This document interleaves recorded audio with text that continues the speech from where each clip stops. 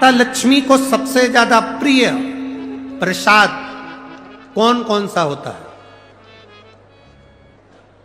जल्दी बोलो जरा, जल्दी से बताओ। माता लक्ष्मी का प्रिय प्रसाद कौन सा है? कोई कहेगा खीर, कोई कहेगा सीरा हलवा, कोई कहेगा सिंघाड़ा, कोई कहेगा सीताफल, कोई कहेगा फल। पर माता लक्ष्मी के लिए सर्वश्रेष्ठ अगर कोई पकवान है, माता लक्ष्मी के लिए अगर सर्वश्रेष्ठ यदि कोई भोग है, अगर कोई ने लक्ष्मी जी को शहद का यदि भोग लगाया है तो उसके घर में कभी गरीबी नहीं आ सकती, वो उन्नति की ओर बढ़ता है। बहुत कम लोग होते हैं जो लक्ष्मी जी को शहद का भोग लगाते हैं। मेरे हिसाब से तो यहां भी जितने बैठे होंगे इसमें भी कुछ ही होंगे गिने चुने जो लक्ष्मी जी को शहद का भोग लगाते है। कोई है शहद का जो भोग लगाते लक्ष्मी जी को? तो लक्ष्मी जी को शहद का भोग लगा। लक्ष्मी को शहद की प्रियता, मधु की प्रियता। के घर में संपदा की कमी होती है, जिसके घर में कर्जा बढ़ जाता है, लक्ष्मी नहीं आती, बहुत टेंशन की जिंदगी जीता है मनुष्य, व्यापार चल नहीं रहा, बहुत तकलीफ का जीवन चल रहा होता है, तो आज भी नियम है महाराज, आज भी नियम कि सोमवार शुक्रवार ये 2 बार ऐसे हैं, इन 2 बार को यदि कटोरी में थोड़ा सा शहद रखकर, मधु रखकर यदि लक्ष्मी जी का स्मरण किया जाए और माता लक्ष्मी जी का स्मरण कर कर एक लाल पुष्प उस कटोरी के सम्मुख में माता लक्ष्मी का नाम लेकर रखा जाए और बाद में वही शहद, वही मधु और वही पुष्प सोमवार का दिन और शुक्रवार के दिन लक्ष्मी का पूजन कर कर, स्मरण कर कर, दूसरे दिन शुक्रवार के दिन पूजन करें, शनिवार के दिन उस मधु का, उस पुष्प का विसर्जन करें, सोमवार के दिन पूजन करें लक्ष्मी जी का स्मरण कर कर, और मंगलवार के दिन अगर विसर्जन करें, 5 या 7 सोमवार या शुक्रवार को यदि आप मधु का भोग लक्ष्मी जी को लगाना प्रारंभ कर दें, शिव का नाम स्मरण कर कर, तो उसके घर में कभी संपदा की कमी नहीं होती, लक्ष्मी उस संपदा को बढ़ाती है। और हम तो यहां तक कहेंगे, प्रयास करो, अगर आपके घर में छोटा सा शिवलिंग विराजमान है, आपके घर में अगर छोटा सा शंकर जी का शिवलिंग है, छोटा सा शंकर भगवान का शिवलिंग है, या आपके घर में कुबेरेश्वर धाम का कंकर है, और आपके घर में यदि शंकर भगवान का शिवलिंग है, या सीहोर का रुद्राक्ष हो, या शंकर भगवान का शिवलिंग हो, या कंकर शंकर हो, तो निवेदन है जहां पर भी शिवलिंग आपके घर में विराजमान है, अगर छोटी सी कटोरी में एक बेलपत्र को आप नीचे रखिए, छोटी सी कटोरी उस बेलपत्र के ऊपर रखकर उसमें थोड़ा सा मधु, शहद, शंकर भगवान की साक्षी में शिव जी के सामने अगर शुक्रवार की शुक्रवार रखना प्रारंभ कर दो, धीरे धीरे संपदा की वृद्धि अपने आप होना प्रारंभ होगा। मधु, देवी भागवत का यह प्रसंग है, 6ठे स्कंद का 16वां और 17वां अध्याय देवी भागवत का वर्णन करता है। मां लक्ष्मी पृथ्वी पर आ गई, रात्रि को देखा कहीं स्थान नहीं, एक बूढ़ी के स्थान पर, बूढ़ी के दरवाजे पर जाकर विनय करी, शहद मधु पाने को मिला, वर दे दिया, मैं तुझे वर देती हूं, तेरे घर में कभी संपदा की कमी नहीं आई। तूने मुझे मधु दिया है, तूने मुझे शहद दिया है। 56 भोग दीपावली के दिन माता लक्ष्मी को लोग लगाते हैं, ढेरों सारा गुजिया, पपड़िया, बर्फी, चक्की, मठरी, खाजे, पपड़िया सब लक्ष्मी जी को भोग लगाते हैं। पर यदि एक पान के पत्ते पर भी एक बूंद अगर शहद का दीपावली के दिन अगर रात्रि को भी लक्ष्मी को भोग लगा दिया जाए तो कभी संपदा कम नहीं, कभी संपदा। एक बूंद मधु का, शहद का यदि सामने रखा जाए, लक्ष्मी जी के भोग लगाया जाए, तो संपदा की कमी नहीं आ सकती, क्योंकि मां वर देती। पहर के बाद में तोड़ी गई बेलपत्र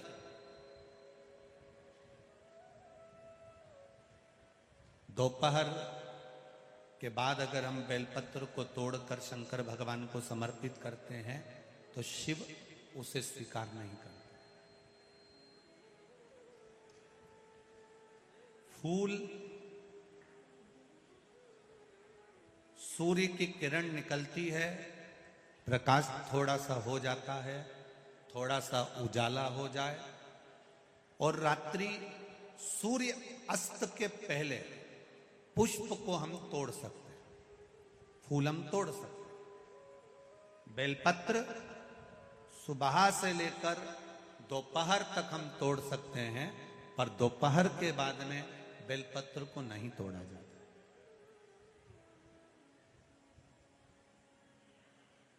चतुर्थी, अष्टमी, नवमी, द्वादशी, चतुर्दशी, अमावस्या, पूर्णिमा, संक्रांति, ये ऐसे पर्व हैं जिस दिन बेलपत्र को नहीं तोड़ा जाता। चतुर्थी, अष्टमी, नवमी, द्वादशी, चतुर्दशी, अमावस्या, पूर्णिमा, संक्रांति, ये वो पर्व है जिस पर बेलपत्र को नहीं तोड़ा जाता। पुरानी बेलपत्र 1 महीने पुरानी भी रखी है। पुरानी बेलपत्र मंदिर के बाहर भी अगर निर्माल्य में उतरी हुई बेलपत्र किसी डलिया में पड़ी है, बहुत सारी बेलपत्र अगर किसी ने ले जाकर निर्माल्य को कहीं ले जाकर पटक भी दिया है मंदिर के कोने में, वहां से बेलपत्र उठा लो, उसको धो लो, साफ कर लो, वापिस ले जाकर महादेव को चढ़ा दो, वो स्वीकार कर लो।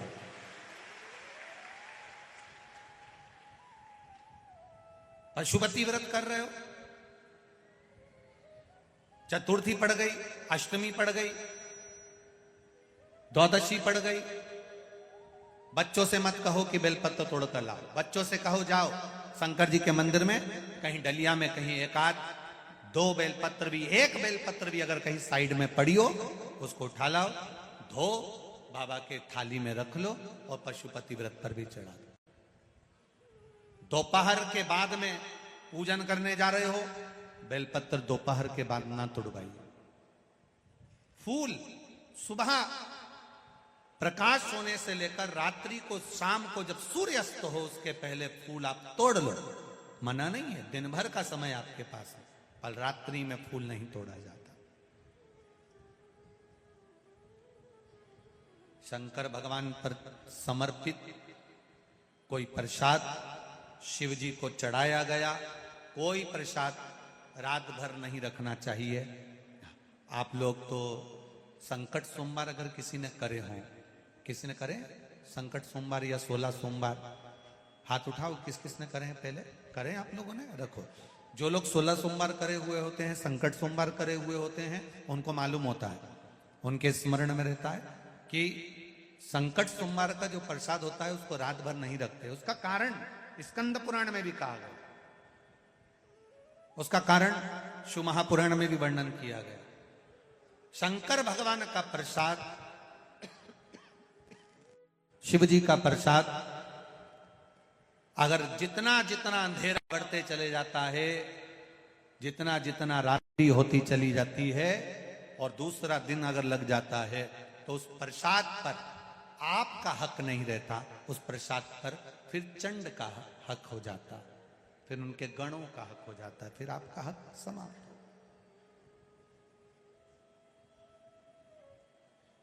तीसरी बात का स्मरण करिएगा, एक तो बेलपत्र दोपहर के बाद ना तोड़िए, दूसरा पुष्प रात में ना तोड़िए, तीसरा चतुर्थी, अष्टमी, नवमी, द्वादशी, अमावस्या, पूर्णिमा, चतुर्दशी, संक्रांति, इस पर बेलपत्र ना तोड़िए। मंदिर की चढ़ी हुई, कहीं रखी हुई, कहीं अगर निर्माल्य में भी कहीं ले जाकर पड़ी है, वो भी समर्पित कर सकते हो। बेलपत्र तो यहां तक वर्णन करती है कि अष्टमी नवमी दोनों पड़ रही है और आपको बेलपत्र की जरूरत पड़ रही, तो एक बेलपत्र को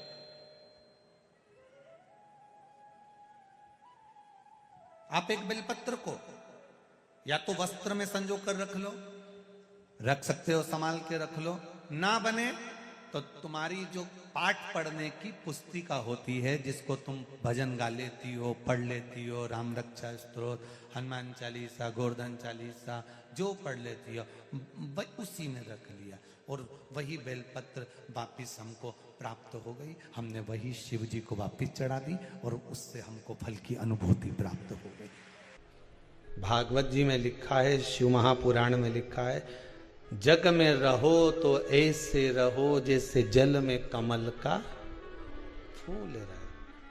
कीचड़ कमल के पुष्प पर नहीं लगना चाहिए। कीचड़ अगर कमल के पुष्प पर लगेगा तो श्रेष्ठ होगा क्या? नहीं।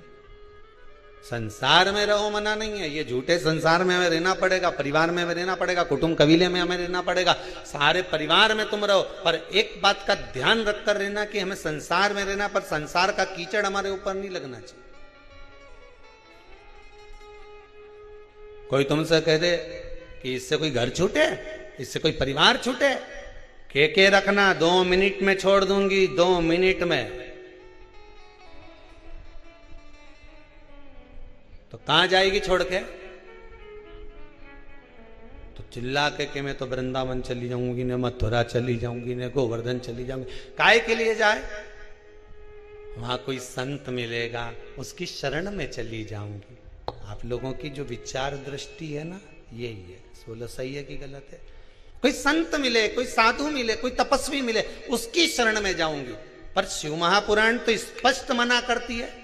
शिव महापुराण की कथा कहती है, तुम संत के ढूंढने के लिए वृंदावन काय को जाओ, तुम संत को ढूंढने के लिए मथुरा काय को जाओ, तुम संत को ढूंढने के लिए हरिद्वार काय को जाओ, तुम संत को ढूंढने के लिए मां काशी काय को जाओ, तुम संत को ढूंढने के लिए सीहोर काय को आओ। तुम तो अपने घर में कोई ऐसा संत पैदा कर दो कि दुनिया तुम्हें ढूंढती हुई आए। तुम काय को जा रहे हो किसी संत की शरण में? संत अपने घर में पैदा होना चाहिए।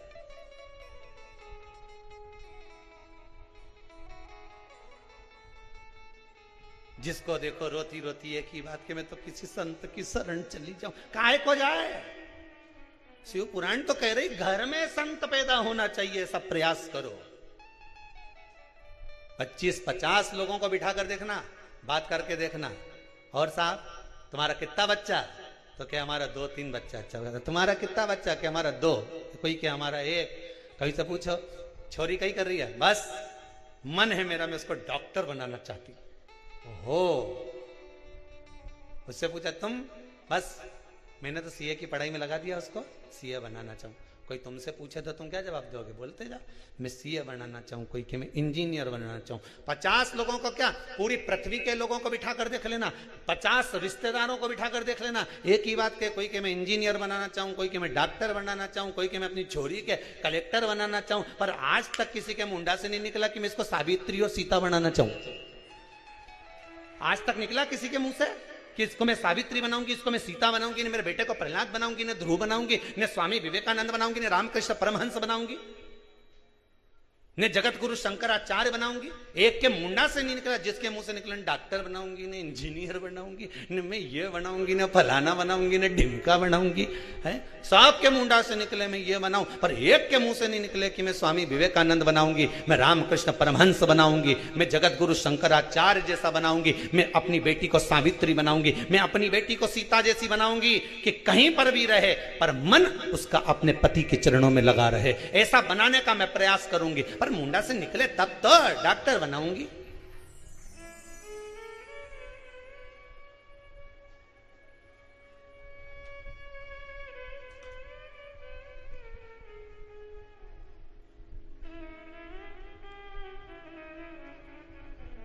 सबको धन दिख रहा है, इंजीनियर बनेगा मेरा बेटा तो खूब जम के बोलो कमाएगा, डॉक्टर बनेगी मेरी बेटी खूब कमाएगी, सीए बनेगा मेरा बेटा खूब कमाएगा।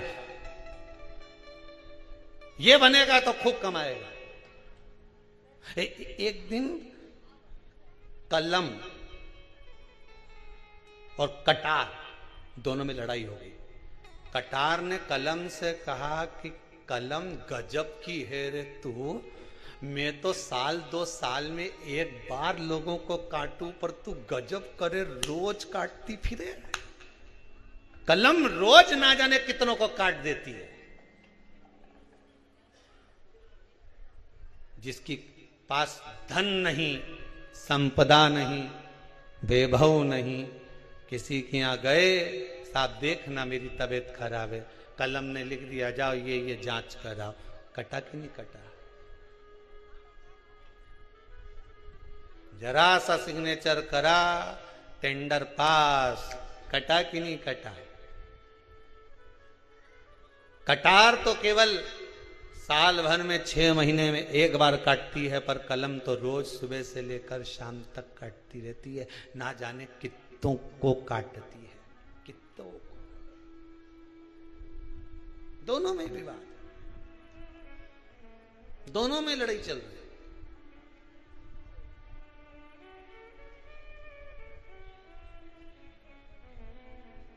अपने बच्चों को स्वामी विवेकानंद बनाने का प्रयास तो करो। हम फिर निवेदन करेंगे, बच्चों को डॉक्टर बनाओ, इंजीनियर बनाओ, सीए बनाओ, कलेक्टर बनाओ, एसपी बनाओ, डीएसपी बनाओ, तुम्हारी मर्जी, पड़े छोरा के मंत्री संतरी कलंतरी जो बनाना हो सब बनाओ, पर निवेदन है अपने बच्चों को सबसे पहले संस्कारवान बनाओ। बेटा डॉक्टर बन जाएगा, क्लिनिक छोड़ कर नहीं आएगा, ने डोकरी तड़प तड़प के मर जाएगी, पड़ोसी का बेटा उन संभालेगा।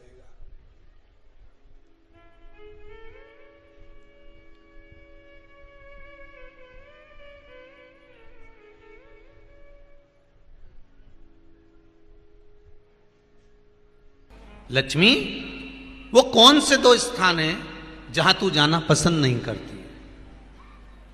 लक्ष्मी, वो कौन से 2 स्थान हैं जो व्यक्ति धारण करता है तो उस व्यक्ति के पास में से 2 साल में, 4 साल में, 6 साल में, 8 साल में तो रुष्ट होकर चली जाती है? वो स्थान कौन से है? तो 2 स्थान माता लक्ष्मी ने बताए हैं। पहला, फूटे हुए बर्तन में भोजन करना। कौन से बर्तन में? जम के बोलिए जरा।